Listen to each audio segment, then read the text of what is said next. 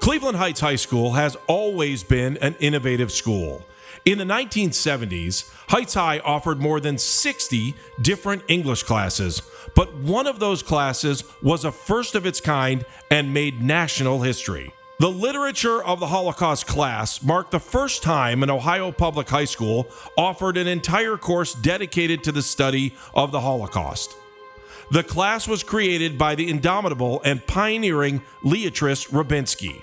This year marks the 50th anniversary of the Holocaust-themed classes at Heights High. During the past 5 decades, more than 2,500 students have taken the course. 50 Holocaust survivors have spoken to the classes, and students and teachers have taken more than a dozen trips to the sites of Nazi concentration camps and to other historical sites in Eastern Europe, Israel, and around the United States. In recognition of 50 years of Holocaust studies at Heights High, some of the survivors, teachers, and relatives of key participants recently shared their recollections of the class, their experiences, and the people who created and sustained this unique educational program. The early trips to Eastern Europe were called Journeys of Conscience. One of those trips, led by Dr. Rubinsky, was the subject of a documentary that aired on public television, including here in Cleveland on WVIZ TV. In that documentary entitled Tomorrow Came Much Later, Emmy Award-winning actor Ed Asner described the missions of the Journeys of Conscience. In 1975, only 2 public schools in this country offered courses relating to the Holocaust. In just 4 years, that figure has risen to over 2,000. Recently, students from one of the original schools, Cleveland Heights High in Ohio, undertook a journey of conscience, a trip to learn and experience the Holocaust firsthand. From a mixture of religious and ethnic backgrounds, we came to confront the reality of the Holocaust through Bertha Lautman, a survivor of 2.5 years in Nazi death camps. We were led by our high school teacher, Dr. Leatrice Rubinsky. It's interesting, folks, that this is our very first stop in Warsaw as we came from the airport and had our bus ride. And that is the old Jewish cemetery. We learned in our studies that Warsaw was once a magnificent center of Jewish life in all of Europe. And what we are seeing in the journey as we have come from Czechoslovakia, Prague, Lidice, is that what is left of the Jewish community are things that are relics, and that there's nothing vibrant or thriving. Looking back, it's easy to view the 50-year history of the course as inevitable. But there is nothing easy or inevitable about the course or the Journeys of Conscience. Linda Ben-Susan, the daughter of the late Dr. Rubinsky, recalls the planning for the first Journey of Conscience. It was such a novel idea. And don't forget that this was in the 70s before technology. So in order for her to be able to orchestrate this and to work with a travel agent here and then in Europe and with the bookings and the tour guides, we all just marveled at it. My mom set up her office, was in her kitchen, in our kitchen, and after breakfast, the telephone call started. And I remember that my mother not only planned with the different, people that she had orchestrating this, but she also fundraised to raise money for the students, because who in the 70s could afford the thousands of dollars that it must have cost then? And I remember my mother telling all of us as children, she said that every single student who applied, she so fervently wanted them to attend, and she would meet with all the families to see what they could afford, and then she personally would fundraise the rest. The first Journey of Conscience was a massive undertaking. 15 students, all of whom had taken the Literature of Holocaust course taught by Dr. Rubinsky, and 3 adults left Cleveland on December 15, 1975. The trip was led by Dr. Rubinsky and her good friend and colleague, Gertrude Mann. Hello, I'm Leatrice Rubinsky. The third adult on the trip was Bertha Lautman, a survivor of several Nazi concentration camps, including the infamous Auschwitz, who made an emotional trip back to the site of her teenage horrors for the first time as a free person. Your family? Yeah. I know. The group traveled to Czechoslovakia, Poland, Israel, and Holland, all over 16 days, returning January 1st, 1976. Upon their return, Dr. Rubinski and the students produced a slideshow documenting the journey. The slideshow was a part of an extensive community outreach program that Dr. Rubinski organized and planned. The students and adults on the trip spoke to hundreds of schools, churches, synagogues, and other gatherings in the years after the first journey of conscience. Here are portions of the slideshow narrated by the students who were on the trip. We began in room 300, Cleveland Heights High School in September 1973. The class, the studies, the commitment, the wondering, the questioning, why? It was inevitable that we should take this journey. We had met the survivors in class: Bertha Lautman, Susan Beer, Leon Shear, Zvi Fleischer, William Cohn, Francis Jerkowitz, Rose Kaplowitz, Isidore Reisman, Sender Weissman, and they spoke of their past. They told us of other journeys. Yet we're here in a posh 747, earphones, and Chopin's Polonaise. Stewardesses fussing with vodka and ice cubes and peanuts. We have a mission, yet we're luxuriating. We're so blessed, but we think of one speaker who told us of her journey. She said, we were taken in wagons. You know, the cattle cars. How many of the survivors relived those horrendous journeys? Airtight, suffocating, mad with hunger and thirst. And here, the lovely girl in blue says, 7-Up for you? At first, I'll probably feel apprehension about entering the gates, because I sometimes fear that time will turn back, and I'll find myself back in the 1940s when the camps were operating. As we walk through the camps, I may feel somewhat haunted by the emptiness and silence there. As we sum up our feelings of the first day, Craig says, "Today I was hit by the extent of the Holocaust. It's easy to sit in Cleveland Heights and discuss how Jewry was wiped out in Europe. Today, for the first time, I saw the remnants." That first journey of conscience had an emotional impact on everyone, but most of all on Bertha Lautman. Imagine living through the horrors of Auschwitz and then having the courage to return there with the goal of using your experience to teach a new generation about the Holocaust firsthand. And Bertha Lautman says, and my dream became a reality. I always wanted to go back to Auschwitz as a free person. In 1979, Dr. Rubinski organized and led another journey with a different group of students and adults. Bertha Lautman went on this trip as well, but this time she was accompanied by her son, Jeffrey. Dr. Jeffrey Lautman recalls that emotional journey. She went with the Heights students to her first bunk in Auschwitz, where she was from March of 42 through August, and then 3 kilometers away to Birkenau, where she spent most of the rest of the war until she was transferred to Bergen-Belsen, again with the students. And it was beautiful in our movie to see her talking to the students and to see, I have to use the word respect, more than anything. And having done many trips back and done it with people from back in the 70s to people in the 2000s, it always impressed me at how much the Heights students knew so much more. And their questions were so much more insightful and knowledgeable, as opposed to other students who hadn't taken the time to learn. This second journey, which was the subject of the public television documentary Tomorrow Came Much Later, was as emotional as the first trip for Bertha. Bertha's parents were deported to Majdanek concentration camp and died in the gas chambers there. But they won't be forgotten.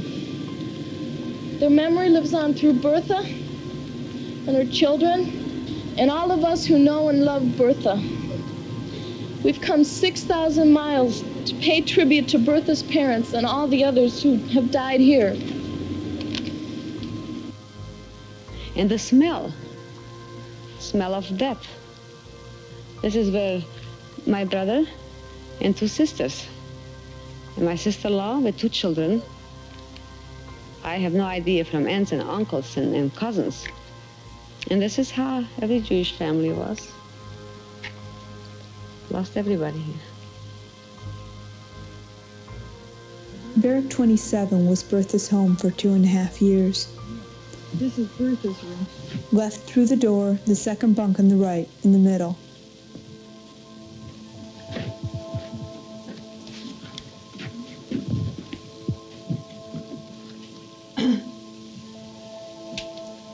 This was my bed.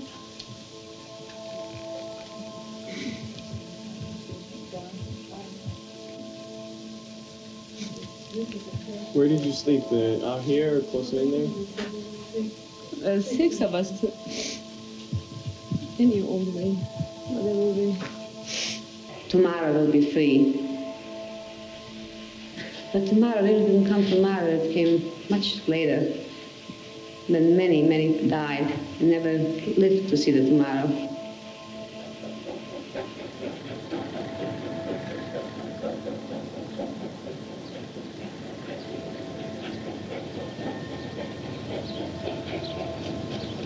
It's hell on earth. And yet, I'm happy. I have beautiful people here. And the students know, and we know, and most of all my mother knows, that the main reason to come back here is not for the past, it's for the future.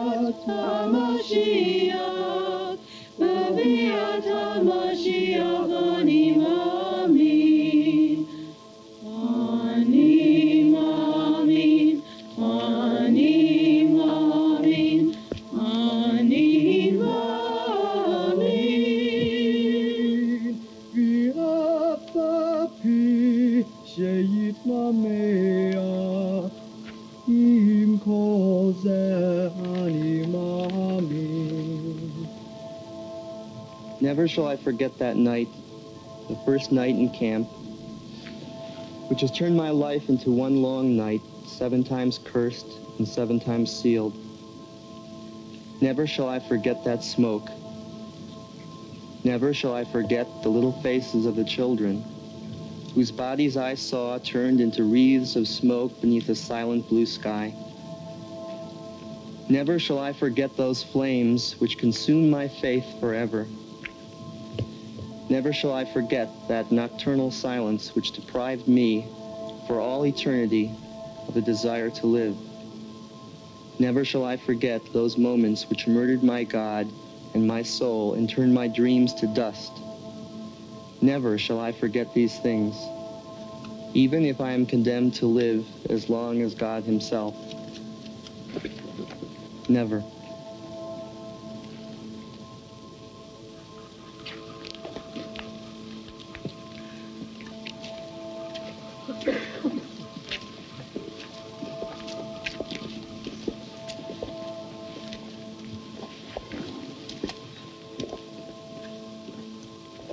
Now we too have experiences to relate and a responsibility to do what we can to see that the lessons of the Holocaust are not forgotten.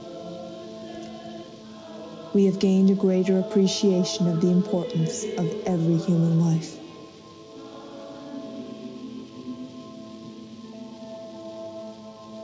Forgetfulness leads to exile, while remembrance is the secret of redemption. These ancient words convey the message of the Holocaust. To see, to experience, to learn, and now to teach. These were the goals of this journey of conscience. The years when we have survivors to share their firsthand experiences are dwindling. The murder of 11 million human beings suggests that humanity is capable of any sacrifice. Our salvation is in being aware. As Simon Wiesenthal has said, we must fight against the begin. There must not be another beginning of a Holocaust. The first two groundbreaking journeys of conscience spawned other trips to the Holocaust sites by other members of the Cleveland community and other Jewish organizations. In 1995, Dr. Rubinski led another journey, accompanied by Gita Frankel, a local survivor of Auschwitz and other concentration camps. That trip was a subject of a local Cleveland news series by reporter Eric Green. A few months after she made herself the promise to go to Poland, Gita supervises the preparation of the stone to be dedicated at her brother's gravesite. It's heavy, but she'll be helped by students at Cleveland Heights High School. I was standing next to the crematoriums. I was supposed to be gassed and burned them. Telling her own personal story to students has become something of a duty to Gita. The urge to teach the lesson of the Holocaust to future generations had led Heights High English teacher Leatrice Rubinski to take her students on a journey of conscience, a 3-week visit to Europe to where it all happened. Gita is going with them. I think it'll teach me something in the future, and it'll be something that I'll carry with me for a really long time. So my parents and I also thought it was very important to go so I can be a more well-rounded person. And I'm so pleased that Gita was able to see the dignified way now in which her father is resting. And I can't tell you what it means to have the students here to share this with her. And this could have happened to anyone, and I don't know if things have changed since the Holocaust has happened, because it seems like people's attitudes in some ways have stayed the same, and they're not educating their children. It's 50 years since the Holocaust, and you think that it could never happen again, or this bad it could never happen again, but it really could. The only hope is in you, the young people, if there is to be any hope. The rest of us have failed the world. Our mission has just begun. It doesn't end with our return to Cleveland, Ohio. Your age group is going to have to be the one to at least bring some measure of hope to this crazy world. The trips have continued over the years. Teacher Mark Sack, a Heights High alum who has taught the lessons of the Holocaust class for the last 10 years, has taken students on trips to Holocaust and civil rights museums in Detroit, Washington, D.C., Memphis, and Cincinnati. The purpose of this trip was to expose students to important historical facts and to raise consciousness and sensitivity regarding how we view and treat others, particularly those who on the surface appear to be different from us. In the afternoon, students traveled to the Holocaust Memorial Center in Farmington Hills, just north of Detroit. Here, students received an eye-opening education on how the Nazis spread their hate and how they systematically murdered over 6 million Jews. After viewing the exhibits, which included graphic and disturbing black and white footage from the concentration camps, students had an opportunity to meet a Holocaust survivor and hear his story. I feel like the best part was knowing that the different people, although they you don't know exactly who they are, they still get a memorial, like the light, the burning candle that's consistently burning, that people still have that chance to remember their family members, although they don't know exactly when they died the proper way. Students arrived back at Heights High at 9:30 p.m., emotionally and physically drained, but with a greater appreciation and understanding for the cost of freedom. In addition to the journeys of conscience and other trips back into history, another unique aspect of the Holocaust classes over the last 50 years has been class visits by local Holocaust survivors. Several of those survivors recently reflected on their experiences talking to Heights High students and why it is critical to continue teaching about the Holocaust even 75 years after the end of World War II. With each passing year, as survivors age, firsthand testimony is harder to sustain. Erica Gold, herself a Heights High graduate, says it's more important than ever to teach about the Holocaust, especially in today's political environment. And because of propaganda that was then, that was not true, and propaganda now in the United States that is not true, we're trying to impress on the students that they have to look beyond what they hear, how they have to be careful and watch out for certain news that is not true, that they can see when you see somebody telling just the opposite that they said a year ago, you have to look into it a little deeper.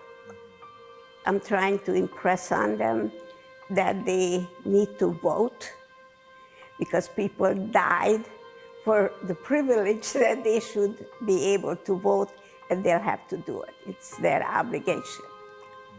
People should learn from their history so they don't repeat it. But unfortunately, it's happening all over again, and people are victimized and they're taught how to hate. It's amazing the number of hate groups that are out there in the United States. I would like to see the Holocaust class be expanded to everybody, not just the ones that are interested, but people, even the ones that never heard of it, needs to know that it happened and how it happened and why it happened, and that this should never ever happen again. Roman Freeman, who sadly passed away just months after discussing his experiences talking to Heights High students, was concerned about the loss of humanity and the rise of anti-Semitism in today's society. Children are not born to hate. We teach them to hate. It's now more than ever important. One is the anti-Semitism that's rampant. And you can really say, it's not like Chicken Little, the sky is falling, but the anti-Semitism worldwide, it's getting worse. Yes. And that's one thing that I feel is so imperative that survivors like myself speak about it. You know, this is the last generation. And what I feel is that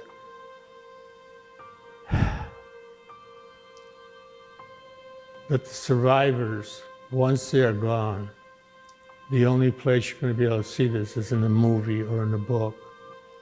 But the true survivors who can really tell specifically, many of the stories I tell, obviously I was 4 years old. I have vivid memories of some of the events. God was always there. Where was humanity? The things that I think I would like to impart to the students is be kind, be tolerant, listen to the other people's side. And most importantly, I think, is that if you forget, who's going to remember? In the early 1940s, George Cronenberg's parents sent him from Germany to England for safety. He believes the most important thing for today's students to learn from the Holocaust is to respect others. And I needed to tell people about my past and try to tell the importance of respecting everybody, no matter who they are. All kinds of people. That's why I find I've decided that even if I change one person's thinking, I have done my job in my life. The way things are going in the world, I think it's important for me, especially talking to young people, because they're the future of this country. My family all was murdered by the Nazis. My parents were in 2 concentration camps and they died in Auschwitz. So they wanted to know, do I hate the Germans? So my answer has always been, I said, I hate the Germans that did what they did to me, but I don't hate the people now, because those people didn't exist in those days. I can't hate people that are living now for what the Nazis did in the 1930s, and try to impress upon the kids that respect and live your life like a decent human being. I mean, this is, to me, this is very important, and I like to bring that across, that you just, hatred should not be part of your vocabulary. It should not be. Albert Hirsch, a survivor of several concentration camps, had never told his story, not even to his own children, before speaking to Dr. Rubinsky's class at Heights High. Before I started speaking, my mother-in-law worked with the Leaders Rubinsky's family, and she asked her if I could speak at the high school. I said, I don't know what to say. I have never spoken to anybody. I didn't even speak to my children. I never told them anything about it. But my children from Beach, when they went to high school there, they says, why don't you try it? So I did. My first speaking was at the Heights High. And after I spoke over there, the kids were so nice, and they came back to my house just to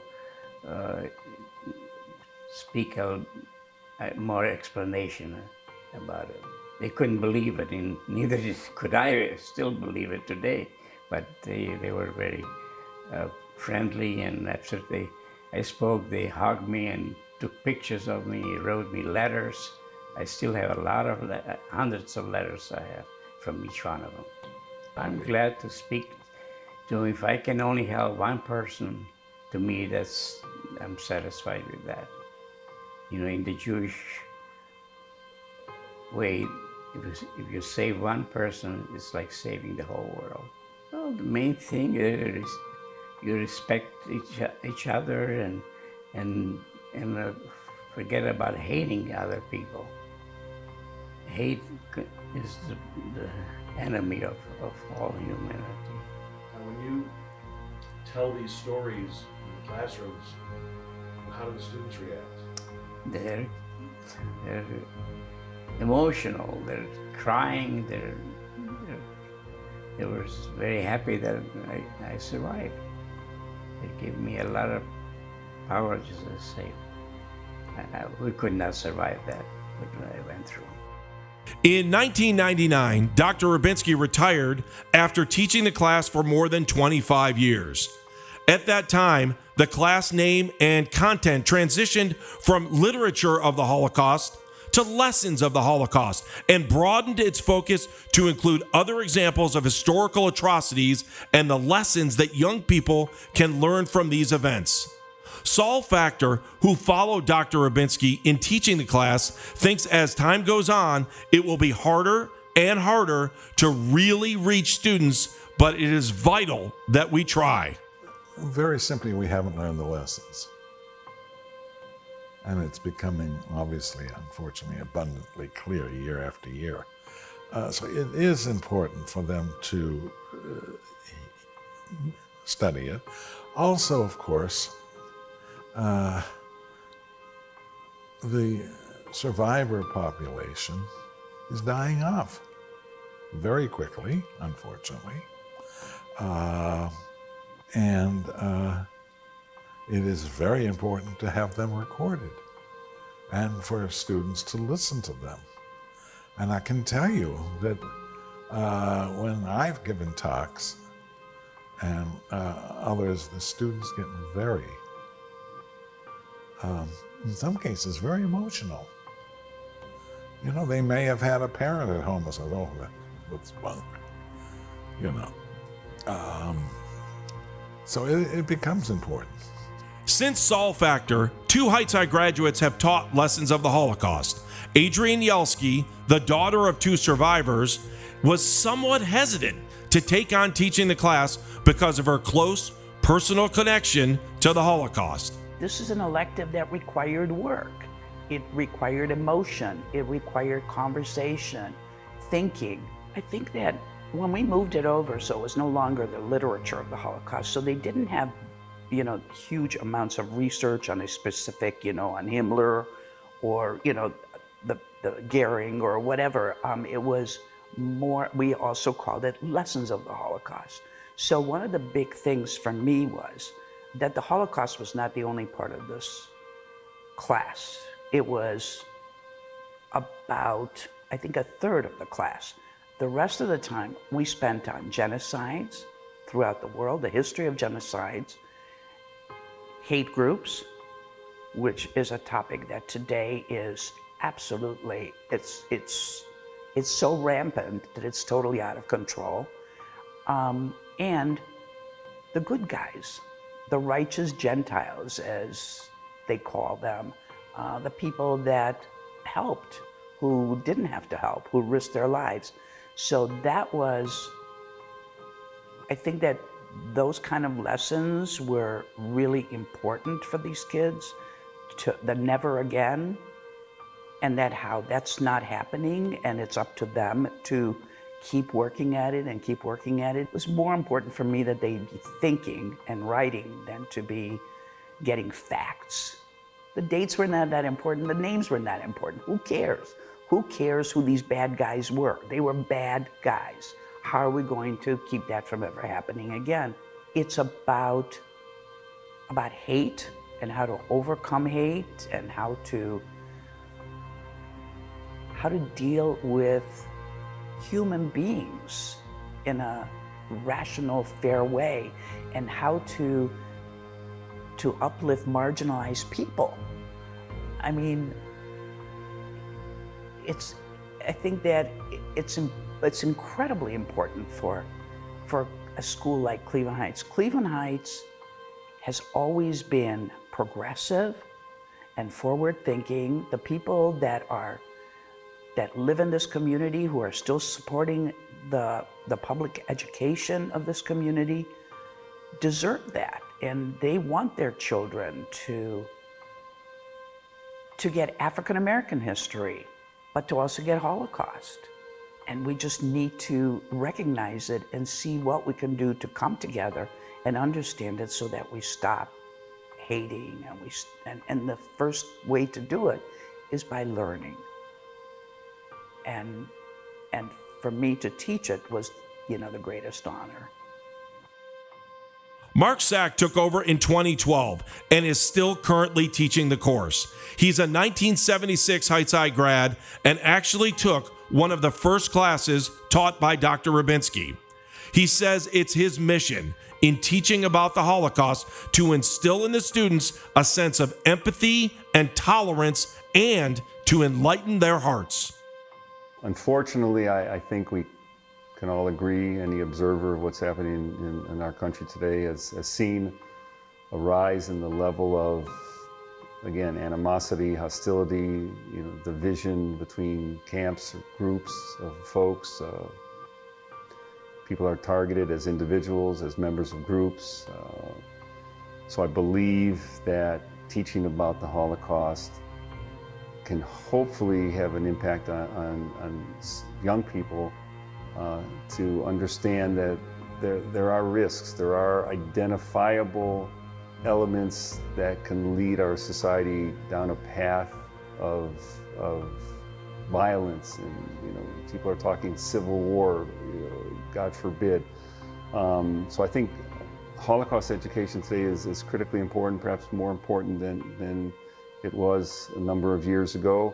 I can't foresee what's in the future, but I do know that we need young people who not only have values that include empathy and understanding and acceptance and tolerance, but also are willing to be civically engaged. Even something that we take for granted, voting. Again, the people who get out of their homes and go vote are the people who are going to put elected officials in office. And we need young people to engage with the issues, get to know the candidates, know where they stand on important policies. So that's another component. Indifference and apathy allows other people to take their philosophies and politics in directions that could lead this nation, down a path of divisiveness and destruction. Holocaust education is perhaps even more important today, given the rise of anti-Semitism, racism, and various hate groups. Summing up 50 years of Holocaust education and the need to continue in the future, Dr. Jeff Lautman says it's important to touch students emotionally. Their reason to teach the Holocaust comes down to one word, and that's hatred. There's so much hatred in the world, and it hasn't gone away, and it's been multiplying. One of the most famous survivors was Elie Wiesel, and he had a dream that the survivors would unite and somehow the world would change and the survivors would lead this battle against hatred. And it never came true. But if you're teaching the Holocaust to kids, your goal is to reach their heart. The Holocaust has to be something that touches people's hearts and changes them. For 50 years, Heights High, led by pioneering teacher Dr. Leatrice Rabinski, her successors, and visionary administrators who at every step supported Holocaust education, has broken new ground in teaching an innovative and challenging course to students about a sad chapter in world history.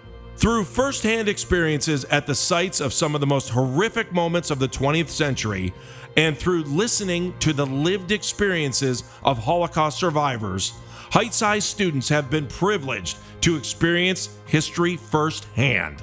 While it's impossible to predict the future, it is our hope that in the year 2073, the Heights Schools Foundation will commemorate the 100th anniversary of Holocaust education at Cleveland Heights High School.